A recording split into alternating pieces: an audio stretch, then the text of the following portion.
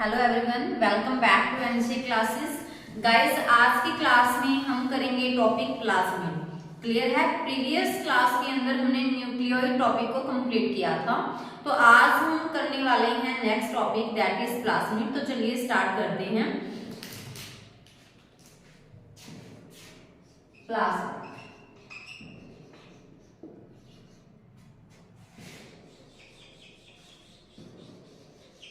तो देखिए, प्लाज्मिड होता क्या है, पहले हम इसको समझते हैं। तो देखिए, अगर मैं बनाऊं यहाँ पे बैक्टीरियल सेल,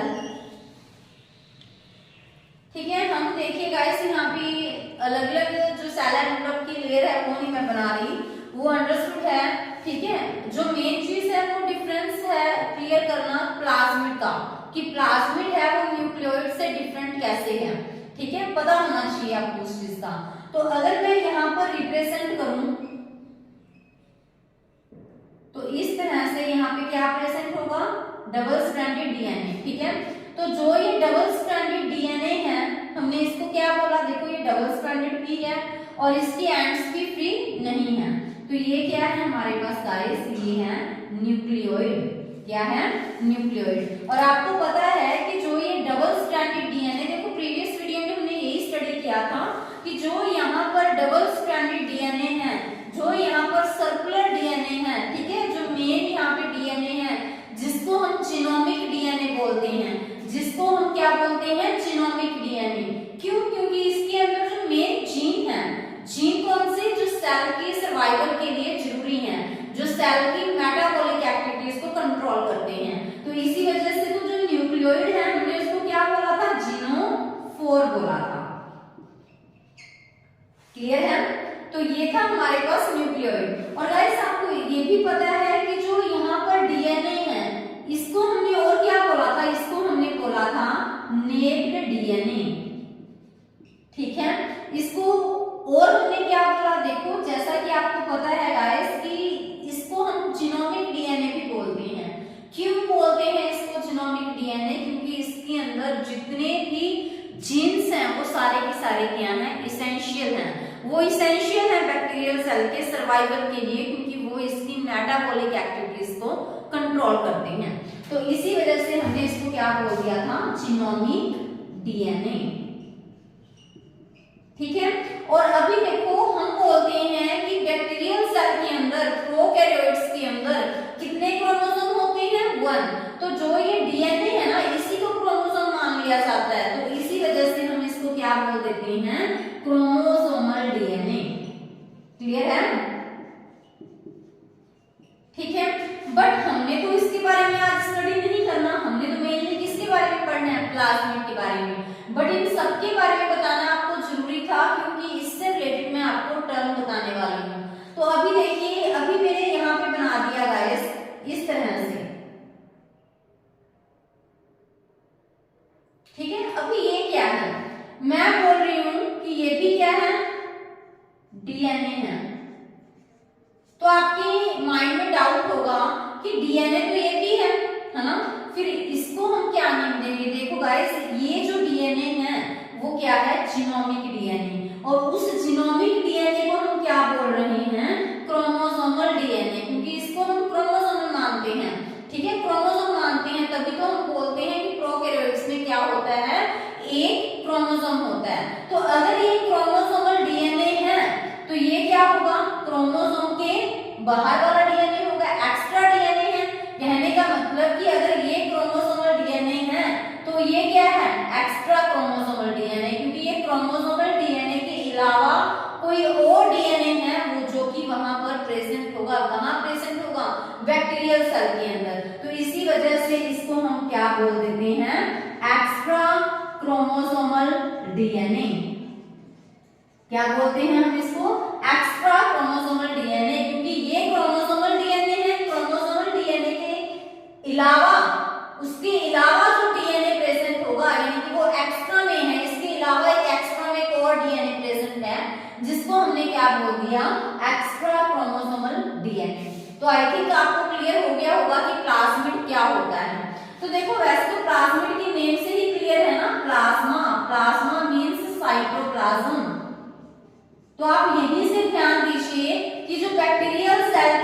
साइटोप्लाज्म है, उस साइटोप्लाज्म के अंदर ही एक एक्स्ट्रा क्रोमोसोमल डीएनए प्रेजेंट होता है, जिसको हम क्या बोल देते हैं, प्लाज्मिड बोलते हैं।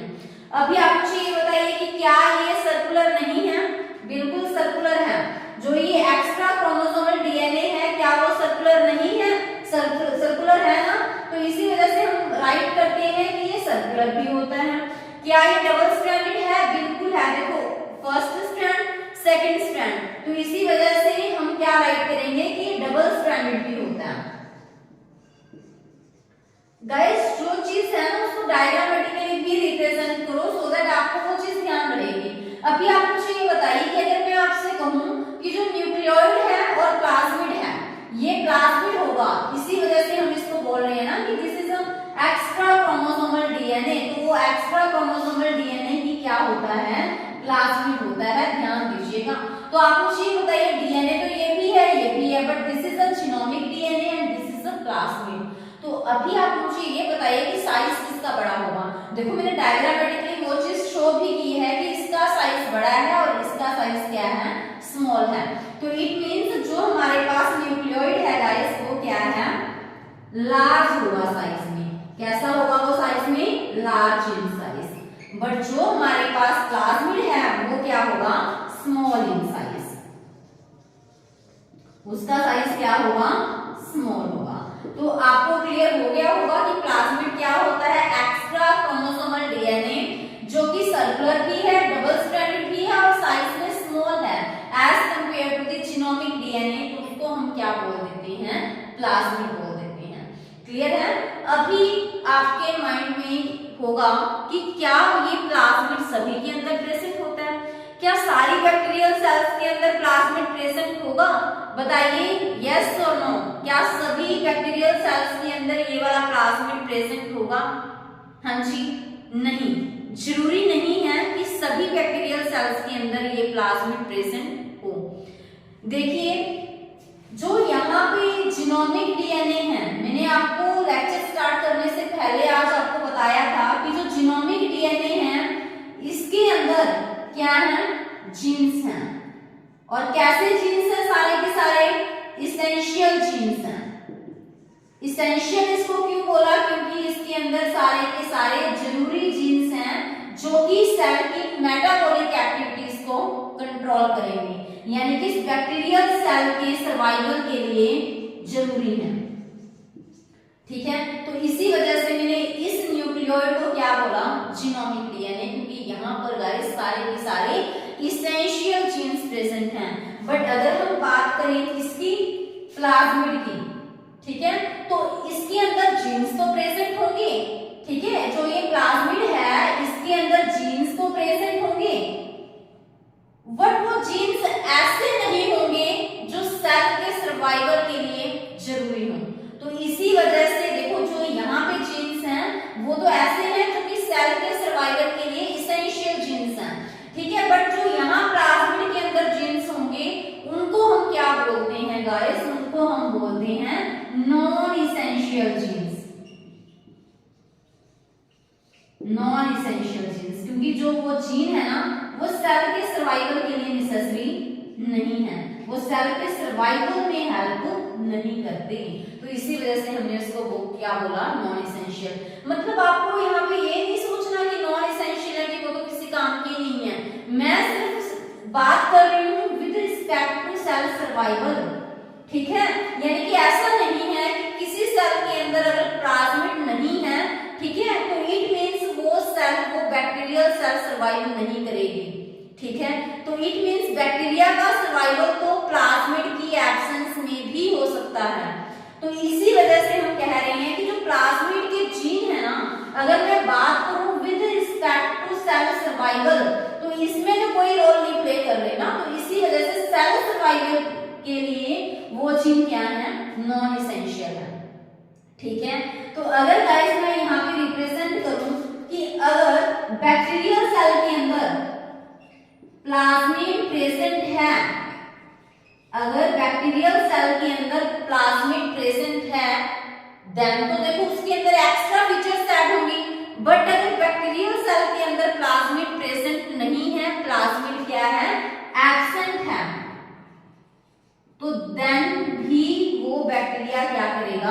सर्वाइव करेगा, देन ही वो बैक्टीरिया सर्वाइव करेगा। क्यों सर्वाइव करेगा वो बैक्टीरिया? क्योंकि प्लाज्मिड अगर नहीं है तो प्लाज्मिड के अंदर तो ऐसे जीन्स भी नहीं थे ना जो कि सेल के सर्वाइवल के लिए जरूरी हैं। तो इसी क्योंकि उसके अंदर तो ऐसे जीन्स हैं जो कि सेल के सर्वाइवल में कोई रोल प्ले नहीं कर रहे, तो इसी वजह से हम क्या बोल देते हैं, हम जीन्स को नॉन एसेंशियल जीन।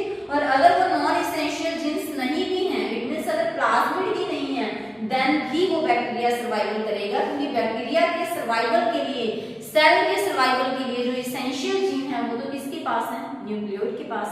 क्लियर है ना? अभी देखिए, अगर प्लाज्मिड होगा, फिर आपकी माइंड में क्वेश्चन होगा कि ठीक है, अगर प्लाज्मिड नहीं है बैक्टीरिया तो सर्वाइव कर जाएगा, बट अगर प्लाज्मिड प्रेजेंट है फिर उसका क्या फायदा होगा? अगर प्लाज्मिड गाइस प्रेजेंट है ना तो बैक्टीरिया को एक्स्ट्रा फीचर्स देगा, कुछ एक्स्ट्रा बेनिफिट देगा। किसको? बैक्टीरिया को।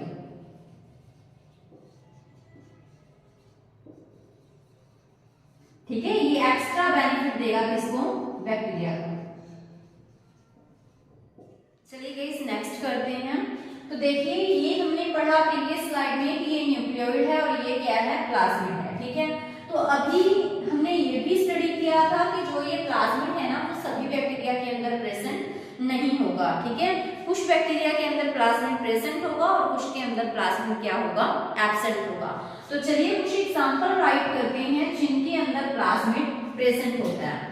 तो आप नोट कीजिए, ई कोलाई, तो उसके अंदर भी क्या होगा? प्लाज्मिड प्रेजेंट रहेगा। बैसिलस, उनके अंदर भी क्या रहेगा? ये प्रेजेंट रहेगा। ठीक है, स्ट्रेप्टोकोकस, स्ट्रेप्टोकोकस के अंदर भी प्लाज्मिड क्या रहेगा? प्रेजेंट रहेगा। स्टेफाइलोकोकस, उनके अंदर भी क्या होगा? प्लाज्मिड प्रेजेंट रहेगा। और मोस्ट इंपॉर्टेंट एग्जांपल स्यूडोमोनास, तो उनके अंदर भी क्या होगा? प्लाज्मिड प्रेजेंट होगा। क्लियर है? तो गाइस ये कुछ एग्जांपल्स हैं जिनके अंदर प्लाज्मिड प्रेजेंट रहेगा, ऐसे बैक्टीरिया जिनके अंदर प्लाज्मिड की प्रेजेंस होती है। ठीक है, वो डिफरेंट टाइप के प्लाज्मिड हैं जिसको हम आगे स्टडी करेंगे। क्लियर है ना? तो चलिए अभी आप इस चीज को देखिए कि हमने ये देखा था इस प्रीवियस स्लाइड में कि जनरली जो ये प्लाज्मिड होता है वो कैसा होता है? सर्कुलर होता है। ठीक है, बट गाइस एक एग्जांपल भी है जिनके अंदर प्लाज्मिड सर्कुलर नहीं होता, यानी कि क्या होगा? लीनियर होगा। तो देखो इस चीज को ध्यान दीजिएगा कि है तो प्लाज्मिड क्या? डीएनए ही है। ठीक है, डबल स्ट्रैंडेड, बट अगर उसकी एंड्स फ्री है तो वो लीनियर है। ठीक है, अगर इस टाइप से है तो हम उसको सर्कुलर बोल देते हैं, बट वैसे तो जनरली क्या होगा? वो मैं राइट कर देती हूँ यहाँ पे, जनरली क्या होगा? वो सर्कुलर होता है। जनरली वो क्या रहेगा? सर्कुलर रहेगा। बट हमारे पास एक्सेप्शन केस भी है जिनके अंदर प्लाज्मिड क्या होगा? लीनियर होगा। तो एग्जांपल क्या है उसका? नोट कीजिए, दैट इज बोरेलिया, बरगडोरफेरी। ठीक है, जिनके अंदर क्या होगा? जो ये लीनियर होगा क्या? प्लाज्मिड। ठीक है, तो गाइस देखिए प्लाज्मिड को आप समझ जाते हो कि that is extra chromosomal DNA. ठीक है, बट अगर कुछ और नेम्स भी जो है प्लाज्मिड के तो आपको वो भी पता होने चाहिए, सो दैट कैसे भी क्वेश्चन आ जाए आप पहचान जाओ कि बात किसकी हो रही है? प्लाज्मिड की हो रही है। ठीक है, तो प्लाज्मिड को और किन नेम से जाना जाता है? तो नोट कीजिए, इनको ट्रांसफर फैक्टर्स भी कहा जाता है। क्या कहा जाता है इनको? Transfer factors. ठीक है, सेकंड वन गाइस इसको हम सेक्स फैक्टर्स भी कह देते हैं। इसको एक्स्ट्रा क्रोमोसोमल रेप्लिकॉन्स भी कहा जाता है। एक्स्ट्रा क्रोमोसोमल तो आपको पता ही है इसको क्यों कहा जाता है ना? इसको एक्स्ट्रा क्रोमोसोमल रेप्लिकॉन्स भी कहा जाता है। क्यों? क्योंकि ये क्या करते हैं? रेप्लिकेशन करते हैं। क्या करते हैं ये? रेप्लिकेशन। ठीक है, जो ये प्लाज्मिड है ना इनके अंदर सेल्फ रेप्लिकेशन की टेंडेंसी है, क्योंकि रेप्लिकेशन के लिए जितने भी फैक्टर्स चाहिए, जो भी मशीनरी रिक्वायर्ड है, वो सारे इन प्लाज्मिड के पास होती है। इसी वजह से हम कह देते हैं कि ये क्या है? Extra chromosomal रेप्लिकन्स। क्लियर है? और इसको हम क्या बोलते हैं? इसको हम बोलते हैं कॉन्जुगन्स। ठीक है, तो ये कुछ एक्स्ट्रा नेम है जो आपको ध्यान रखने हैं कि प्लाज्मिड को इन नेम से जाना जाता है। क्लियर? अभी गाइस एक चीज और नोट कीजिएगा कि जब भी प्लाज्मिड की बात होती है एक टर्म आती है दैट इज कॉपी नंबर। क्या? Copy number. कॉपी नंबर क्या होता है? कॉपी नंबर हमें ये बताता है कि एक बैक्टीरियल सेल के अंदर कितने नंबर ऑफ प्लाज्मिड प्रेजेंट हैं। यानी कि गाइस अगर मैं सिंपली कहूं तो जो कॉपी नंबर है वो ये बताएगा कि कितने प्लाज्मिड हैं, प्लाज्मिड का नंबर कितना है एक सेल के अंदर, तो वो क्या है हमारे पास कॉपी नंबर है। अगर गाइस जो सेल मेरी यहाँ पे रिप्रेजेंट की हुई है आप देख पा रहे हो कि यहाँ पर कितने प्लाज्मिड हैं, सिर्फ एक, तो इट मींस इसका कॉपी नंबर क्या होगा बताइए? 1। ठीक है, अगर मैं यहाँ पर रिप्रेजेंट कर दूं इस तरह से तो ये क्या है हमारे पास दूसरा प्लाज्मिड है। तो कितने प्लाज्मिड प्रेजेंट हैं एक बैक्टीरियल सेल के अंदर? 2 है ना, तो इट मींस ये क्या होगा इसका कॉपी नंबर होगा। तो इट मींस हम कह सकते हैं कि कॉपी नंबर हमें क्या बताएगा? हमें ये बताएगा कि नंबर ऑफ प्लाज्मिड कितने प्रेजेंट हैं। ठीक है, किसके अंदर? एक बैक्टीरियल सेल के अंदर।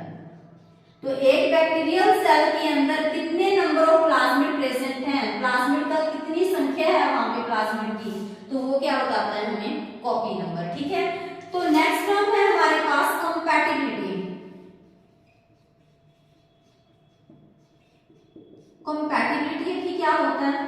बहुत सिंपली से बताती हूँ मैं आपको कि मान लीजिए गाइस कि ये है प्लाज्मिड ए, हम मान लेते हैं कि ये दो डिफरेंट टाइप के प्लाज्मिड हैं जो कि किसके अंदर है? एक बैक्टीरियल सेल के अंदर। गाइस अगर ये प्लाज्मिड ए है, ये प्लाज्मिड बी है और दोनों प्लाज्मिड सेम बैक्टीरियल सेल के अंदर हैं, वो इकट्ठे रह भी रहे हैं और स्टेबल भी हैं वो सेल के अंदर, तो उसको हम क्या बोल देते हैं? कंपैटिबिलिटी। ठीक है, कंपैटिबिलिटी क्या होता है? देखो कॉपी नंबर तो ये है कि एक बैक्टीरियल सेल के अंदर कितने प्लाज्मिड हैं। मान लीजिए 5 प्लाज्मिड हैं तो उसका कॉपी नंबर कितना होगा? 5।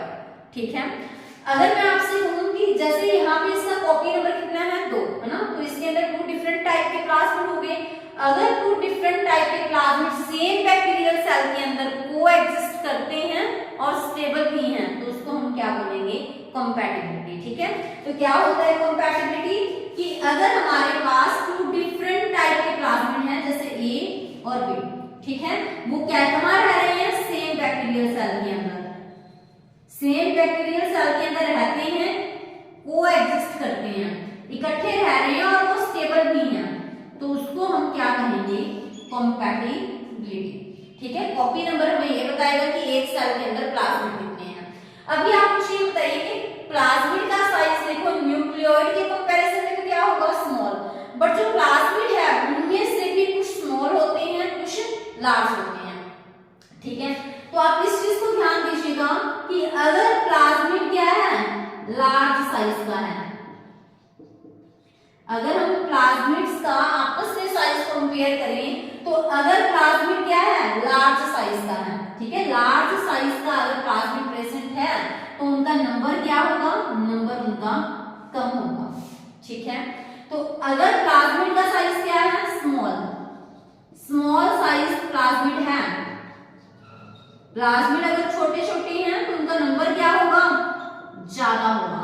तो आप ये देखिए कि कॉपी नंबर किसमें ज्यादा होगा? देखो यहाँ पे प्लाज्मिड का नंबर कम है ना, तो इट मींस यहाँ पे कॉपी नंबर भी क्या होगा बताइए? कम। और यहाँ पे प्लाज्मिड का नंबर ज्यादा है तो इससे हमें पता चलता है कि जो कॉपी नंबर है वो भी क्या होगा? ज्यादा। क्लियर है?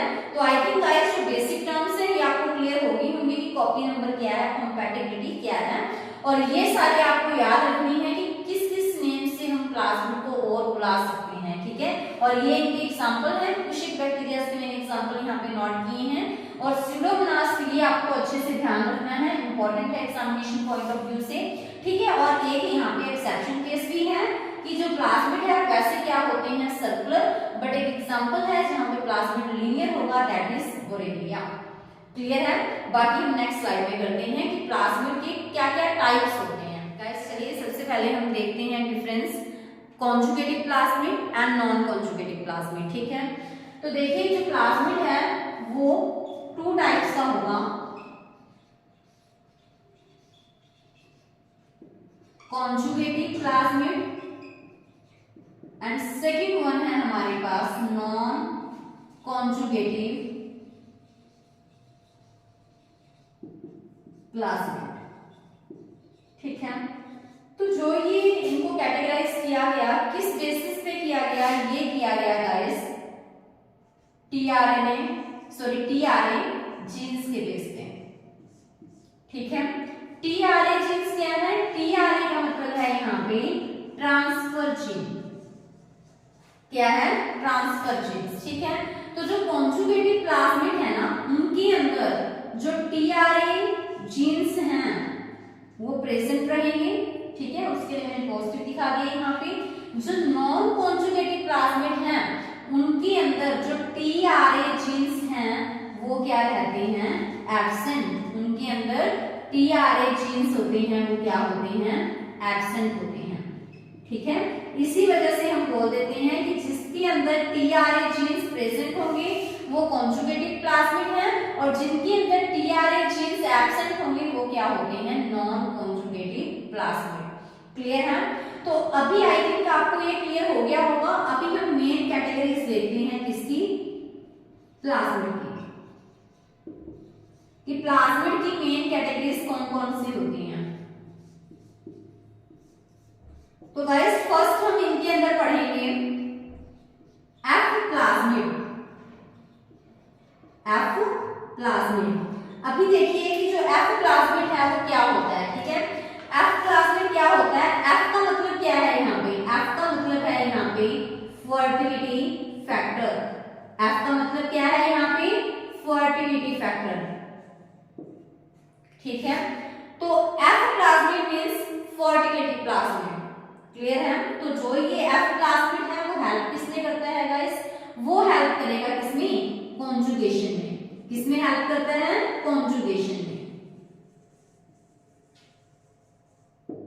ठीक है। Conjugation is a type of reproduction bacteria. Bacteria के अंदर रिप्रोडक्शन का टाइप है क्या, कॉन्जुगेशन। तो इट मींस जो एफ प्लाज्मिड है, एफ से ध्यान रखिएगा आप क्या, फर्टिलिटी। तो यहां से ही आपको ध्यान रखना है कि जो ये एफ प्लाज्मिड है वो किसमें हेल्प करेगा, कॉन्जुगेशन में, ठीक है। तो अगर ये कॉन्जुगेशन में हेल्प कर रहा है तो इट मींस यहाँ फिर तो आपको लग रहा होगा ना कि कॉन्जुगेटिव प्लाज्मिड की कैटेगरी में आना चाहिए। तो ध्यान रखिए कि जो एफ प्लाज्मिड है ना वो एक कॉन्जुगेटिव प्लाज्मिड ही है, ठीक है। और अगर ये कॉन्जुगेटिव प्लाज्मिड है तो फिर इसके अंदर गाइस टीआरए जीन्स भी प्रेजेंट रहेंगे। तो आई थिंक आपको क्लियर हो गया होगा कि जो एफ प्लाज्मिड है फर्टिलिटी प्लाज्मिड, जो कि किसमें हेल्प करता है, कॉन्जुगेशन में। और जो एफ प्लाज्मिड है उसके अंदर टीआरए जीन्स, एक स्पेसिफिक टाइप के जीन्स हैं जो यहाँ पे प्रेजेंट रहेंगे। इसी वजह से जिनके अंदर टीआरए जीन्स प्रेजेंट होते हैं उनको हम क्या कह देते हैं, कॉन्जुगेटिव प्लाज्मिड, ठीक है। अभी देखिए कि जो ये एफ प्लाज्मिड है, एफ प्लाज्मिड जरूरी नहीं कि सारे बैक्टीरियाज में प्रेजेंट हो। ये चीज मैंने आपको स्टार्टिंग में ही क्लियर कर दी थी कि जरूरी नहीं है प्लाज्मिड सभी बैक्टीरिया के अंदर हो। अगर प्लाज्मिड नहीं है बैक्टीरिया कभी भी सर्वाइव करेगा, बट हाँ अगर प्लाज्मिड प्रेजेंट है तो वो कुछ एक्स्ट्रा कैरेक्टर्स ऐड कर देगा उस बैक्टीरिया के अंदर, ठीक है। तो जो ये एफ प्लाज्मिड है, कुछ बैक्टीरिया ऐसे हैं जिनके अंदर एफ प्लाज्मिड प्रेजेंट है, ठीक है। तो कुछ बैक्टीरिया ऐसे हैं जिनके अंदर एफ प्लाज्मिड क्या है, एब्सेंट है। मींस एफ प्लाज्मिड प्रेजेंट भी हो सकते हैं और एफ प्लाज्मिड एब्सेंट भी हो सकते हैं, ठीक है।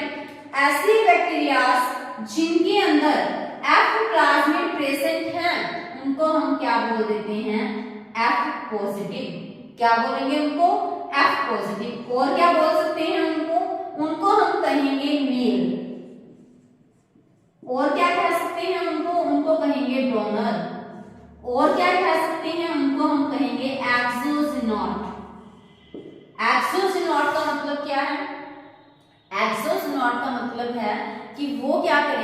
अपना जो प्लाज्मिड है वो क्या करेंगे, ट्रांसफर करेंगे। कब? During conjugation. ठीक है, मींस ऐसे बैक्टीरियाज जिनके अंदर F प्लाज्मिड प्रेजेंट होगा, उन बैक्टीरियाज को हम क्या बोलेंगे, F पॉजिटिव। क्यों बोलेंगे F पॉजिटिव? क्योंकि उनके अंदर F प्लाज्मिड प्रेजेंट है। ठीक है, और कॉन्जुगेशन प्रोसेस के टाइम वो प्लाज्मिड ट्रांसफर करेंगे। ठीक है, तो इसी वजह से उनको क्या कहा, डोनर कहा। इसी वजह से उनको एक्सोसिनोट कहा गया। ठीक है, जो ऐसे बैक्टीरिया जिनके अंदर F प्लाज्मिड एब्सेंट होता है तो उनको हम क्या कहेंगे गाइस, F नेगेटिव, या फिर उनको क्या कहा जाता है, फीमेल। ठीक है, तो ये कुछ नेम्स हैं जो आपको ध्यान रखने हैं, और ये लेगा तो इसी वजह से इसको क्या कहते हैं, एंड्रोजिनोट। ठीक है, आप ध्यान दीजिए, ये प्लाज्मिड दे रहा है तो इसी वजह से इसको एक्सोसिनोट बोला, ये ले रहा है तो इसी वजह से इसको क्या बोल दिया हमने, एंड्रोजिनोट। तो आई थिंक गाइस जो आपको F प्लाज्मिड टॉपिक है वो अच्छे से क्लियर हो गया होगा। नेक्स्ट देखिए, नेक्स्ट है R प्लाज्मिड। R का मतलब क्या होगा यहाँ पे, R का मतलब है गाइस यहाँ पे रेजिस्टेंस प्लाज्मिड। तो रेजिस्टेंस प्लाज्मिड मींस यहाँ पे वो किसी ना किसी चीज के अगेंस्ट रेजिस्टेंट होगा, है ना, उसके ऊपर किसी चीज का इफेक्ट नहीं पड़ेगा। जिसका इफेक्ट नहीं पड़ेगा, किसके अगेंस्ट रेजिस्टेंट है वो है एंटीबायोटिक के अगेंस्ट रेजिस्टेंट। यानी कि इसको हमने R plasmid means resistant plasmid, यानी कि वो किससे रेजिस्टेंट है, वो है एंटीबायोटिक, सॉरी एंटीबायोटिक। ठीक है, वो एंटीबायोटिक रेजिस्टेंट है, यानी कि उसके ऊपर एंटीबायोटिक का कोई इफेक्ट नहीं पड़ेगा। इसी वजह से R प्लाज्मिड को हम क्या कह देते हैं, एंटीबायोटिक रेजिस्टेंट प्लाज्मिड, क्योंकि उसके ऊपर एंटीबायोटिक का कोई असर नहीं होने वाला। ठीक है, इस थर्ड कैटेगरी देखते हैं प्लाज्मिड की, दैट इज कॉल प्लाज्मिड। तो अभी देखिए कॉल प्लाज्मिड क्या होते हैं गाइस। जो कॉल प्लाज्मिड है वो एक स्पेसिफिक टाइप का प्रोटीन रिलीज करते हैं जिसका नेम क्या है, कॉलिसिन। तभी हमने इसको क्या बोला, कॉल प्लाज्मिड। और ये कॉलिसिन नाम का जो प्रोटीन है वो क्या काम करता है गाइस, जो ये प्रोटीन है ना वो कैसा होता है नेचर में, बैक्टीरियोस्टेटिक। कैसा होता है नेचर में, बैक्टीरियोस्टेटिक। तो देखो नाम से ही पता चल रहा है, बैक्टीरियो यानी कि बैक्टीरिया, स्टेटिक यानी कि किसी चीज को रोक देना। तो ये क्या करेगा, ये जो बैक्टीरियोस्टेटिक होता है नेचर में, जो ये केमिकल, जो ये प्रोटीन रिलीज हो रहा है यहाँ पे, तो वो क्या करेगा, किसी भी जो दूसरे बैक्टीरिया हैं उनकी ग्रोथ को क्या करेगा, रोक देगा। तो ये दूसरे बैक्टीरिया की ग्रोथ को रोक देगा। तो इसी वजह से इसको क्या कहा जाता है, कॉल प्लाज्मिड, क्योंकि ये कॉलिसिन नाम का प्रोटीन रिलीज करेगा। वो प्रोटीन कैसे नेचर में है, बैक्टीरियोस्टेटिक, यानी कि वो क्या करेगा, दूसरे बैक्टीरिया की ग्रोथ को जा तो रोकेगा, जा फिर उनको क्या कर देता है, किल कर देता है। क्लियर है? आई थिंक कॉल प्लाज्मिड आपको क्लियर हो गया होगा। नेक्स्ट देखिए, नेक्स्ट है विरुलेंस प्लाज्मिड। विरुलेंस प्लाज्मिड, तो गाइस विरुलेंस नाम से ही आपको आइडिया लग रहा होगा कि जो विरुलेंस प्लाज्मिड है वो अगर किसी बैक्टीरिया के अंदर प्रेजेंट है तो बैक्टीरिया को कैसा नेचर देगा, पैथोजेनिक, यानी कि वो बैक्टीरिया को किसकी तरह बिहेव करवाएगा, एज अ पैथोजन की तरह। अगर किसी भी बैक्टीरिया के अंदर विरुलेंस प्लाज्मिड है तो इट मींस उनकी वजह से जो बैक्टीरिया है वो किसकी तरह बिहेव करेगा, पैथोजन की तरह। पैथोजन की तरह अगर बैक्टीरिया बिहेव कर रहा है तो किसी भी अदर ऑर्गेनिज्म को जाके क्या करेगा, इन्फेक्ट करेगा। तो इट मींस इनकी वजह से क्या होगा, इन्फेक्शन होगा। ये किसी भी अदर ऑर्गेनिज्म को जाकर क्या करेंगे, इन्फेक्शन कॉज करते हैं। ठीक है, तो उनको हम क्या कह देते हैं, विरुलेंस प्लाज्मिड। तो इसी का गाइस एक इंपॉर्टेंट एग्जांपल है विरुलेंस प्लाज्मिड का, दैट इज टीआई प्लाज्मिड। तो टीआई प्लाज्मिड आपने नेम सुना होगा ना, TI means tumour inducing plasmid. पढ़ेंगे इस प्लाज्मिड को हम डिटेल में बायोटेक में कि क्या काम रहता है इस पीआई प्लाज्मिड का, ठीक है, बायोटेक के अंदर। और वहां पे गाइस हमें प्लाज्मिड का स्ट्रक्चर भी पढ़ना है, दैट इज PBr 322, ठीक है। तो उस प्लाज्मिड का स्ट्रक्चर भी हम डिटेल से पढ़ने वाले हैं कि क्या सेलेक्टेबल मार्कर होते हैं, ऑल दैट हम वहां पे पढ़ेंगे। So next is virulence plasmid के बाद डिग्रेडेटिव प्लाज्मिड। डिग्रेडेटिव प्लाज्मिड, ठीक है। बस आपको ना इसके अंदर तो ये ध्यान रखना है कि जो टीआई प्लाज्मिड है वो किसका एग्जांपल है, विरुलेंस प्लाज्मिड का, ठीक है। और जो कॉल प्लाज्मिड है वहां पे जो कॉल नेम दिया गया वो किस बेस पे दिया गया था, क्योंकि वो एक प्रोटीन रिलीज करेगा, कौन सा, कॉलिसिन्स, ठीक है। जो हमने प्रीवियस पढ़ा आर प्लाज्मिड, उसको आर क्यों बोला, क्योंकि वो रेजिस्टेंट है, किससे रेजिस्टेंट है, एंटीबायोटिक रेजिस्टेंट है। जो एफ था वहां एफ का मतलब क्या है गाइस, वहां पे एफ का मतलब क्या है, फर्टिलिटी फैक्टर। अभी देखिए यहाँ पे डिग्रेडेटिव, डिग्रेडेटिव का मतलब क्या होगा, डिग्रेड करना, है ना।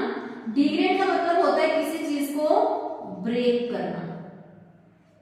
तो जो डिग्रेडेटिव प्लाज्मिड है वो किसको ब्रेक करेंगे गाइस, वो ब्रेक करेंगे ऑयल स्पिल्स को, वो ब्रेक करेंगे अनयूजुअल सब्सटेंसेस को, ठीक है। वो अनयूजुअल सब्सटेंसेस को क्या करते हैं, ब्रेक करते हैं। तो आप इस चीज को ध्यान दीजिएगा कि जो ऑयल स्पिल्स को कैसे ब्रेक करते हैं, जो अनयूजुअल सब्सटेंसेस हैं उनको कैसे ब्रेक करते हैं, कौन, डिग्रेडेटिव प्लाज्मिड। तो यानी कि जिस बैक्टीरिया के अंदर ये प्लाज्मिड होंगे वो क्या कर सकते हैं, ऑयल स्पिल्स को भी ब्रेक कर सकते हैं। गाइस जैसे आपने देखा होगा कि जो वाटर बॉडीज हैं, है ना, काफी बार वो पोल्यूट हो जाती हैं ड्यू टू ऑयल। हो सकता है कि जो टैंकर से जो ऑयल्स की लीकेज हो जाए तो वो ऑयल कहाँ जाएगा, वाटर बॉडीज में। जो ऑयल है गाइस उसकी डेंसिटी क्या होती है बताइए, लेस होती है ना। सो वो क्या करेगा, ऊपर एक लेयरिंग बना लेता है। अगर वाटर नीचे है ऊपर ऑयल है, ऐसा ही होगा। तो ऐसे में क्या होगा कि जो ऑयल है वो ऑक्सीजन का कांटेक्ट तो ब्रेक कर देगा, जिससे जो एक्वेटिक ऑर्गेनिज्म है उनको क्या नहीं मिल पाएगी, ऑक्सीजन, ठीक है। तो ऐसे में गाइस जरूरी हो जाता है कि जो वाटर है उसको क्या किया जाए, क्लीन किया जाए। तो इसी वजह से ना बैक्टीरिया ऐड किए जाते हैं, सो दैट जो वो ऑयल स्पिल्स हैं उनको क्या किया जाए, ब्रेक किया जाए, ठीक है। तो उसके लिए ही जो बैक्टीरिया जो हमने ऐड किया उसके अंदर कुछ तो प्रॉपर्टीज होंगी ना, जिसकी वजह से वो क्या करेगा, ऑयल स्पिल्स को ब्रेक करेगा। समझ रहे हो ना आप मेरी बात। तो उनके अंदर क्या होता है, डिग्रेडेटिव प्लाज्मिड होता है। मैं दोबारा से रिपीट करती हूँ कि जो डिग्रेडेटिव प्लाज्मिड है वो क्या करेगा, डिग्रेड करेगा, ब्रेक करेगा किसको, ऑयल स्पिल्स को और कुछ अनयूजुअल सब्सटेंसेस को। वो अनयूजुअल सब्सटेंसेस क्या हैं, जैसे कि मैंने ले लिया टोल्यूइन, ठीक है, जैसे हमने ले लिया ज़ाइलिन, ठीक है, जैसे हमने ले लिया कैम्फर, ठीक है, सैलिसिलिक एसिड। तो ये कुछ एक सब्सटेंसेस हैं जिनको क्या करते हैं, जो डिग्रेडेटिव बैक्टीरिया है वो क्या करते हैं, डिग्रेड करते हैं, ठीक है। आप नैप्थलीन भी नोट कर सकते हो यहाँ पे। नैप्थलीन के अलावा गाइस नोट कीजिए क्लोरोबेंजोएट। जो ये इंपॉर्टेंट एग्जांपल्स हैं वही मैं आपको नोट करवा रही हूँ, ठीक है। तो आप ये देखिए कि जिनके अंदर, जिन बैक्टीरिया के अंदर ये प्लाज्मिड होगा उनके अंदर ये कैपेसिटी होगी कि वो ऑयल स्पिल्स को ब्रेक कर पाए, ठीक है। और जिनके अंदर नहीं होता उनके अंदर ये कैपेसिटी नहीं होती, क्लियर है। तो अभी देखिए कि जैसे मान लीजिए वाटर बॉडीज के अंदर ऑयल है, ठीक है, तो वो ऑयल है लेस डेंसर होगा, जिसकी वजह से वो अपसाइड लेयर बना देगा और वाटर है वो नीचे होगा। तो आप खुद ही सोचिए कि अगर ऑयल की लेयर अबव है तो क्या होगा, एक्वेटिक ऑर्गेनिजम्स को तो ऑक्सीजन मिल ही नहीं पाएगी। तो फिर क्या चाहिए हमें, हमें तो उसको ऐसा करना है ना कि वहां पे ऑयल स्पिल्स ना रहे, सो दैट जो एक्वेटिक ऑर्गेनिज्म है वो अच्छे से रह पाए, है ना, उनको ऑक्सीजन अवेलेबल हो पाए। तो फिर इसके लिए क्या किया जाएगा, वहां बैक्टीरिया ऐड किए जाएंगे। और जो बैक्टीरिया गाइस वहां पे ऐड किए जाएंगे, ऐसा तो नहीं है ना कि हम कोई भी बैक्टीरिया ऐड कर देंगे, हम ऐसा बैक्टीरिया ऐड करेंगे जिनके अंदर डिग्रेडेटिव प्लाज्मिड हो, ठीक है। तो ऐसे में किस बैक्टीरिया का यूज किया जाता है as a degradative plasmid, so that जो वहां पे ऑयल स्पिल्स है वो ब्रेक हो जाए। ठीक है, जो वहां पे जब ऑयल स्पिल्स ब्रेक हो जाती है ना, तो ब्रेक होके क्या देती हैं, CO2 एंड वाटर। ठीक है, तो इसके काम के लिए जो बैक्टीरिया हम वहां पे ऐड करते हैं दैट इज सुपरबग। ठीक है, बैक्टीरिया का क्या नेम है, स्यूडोमोनास प्यूटिडा। ठीक है, स्यूडोमोनास प्यूटिडा। तो इस बैक्टीरिया को ऐड किया जाता है और ये फिर क्या करेंगे, जो हाइड्रोकार्बन्स हैं जैसे कि हमने यहाँ राइट किए हैं, ठीक है, और जो ऑयल स्पिल्स हैं उनको ब्रेक करने का काम करते हैं। तो जैसे टॉल्यूम को अगर हमें ब्रेक करना है तो उसके लिए क्या ऐड किया जाता है, टॉल प्लाज्मिड। तो जो टॉल प्लाज्मिड है वो क्या करेगा, टॉल्यूम को डिग्रेड करेगा। ठीक है, तो गाइस आई थिंक जो प्लाज्मिड के बारे में इंफॉर्मेशन है वो आप सभी को क्लियर होगी, कोई डाउट नहीं होगा आपका। बट अगर फिर भी कोई डाउट रह जाता है गाइस तो आप कमेंट सेक्शन में जरूर राइट कर सकते हो, वहां पे आपको रिप्लाई दिया जाएगा।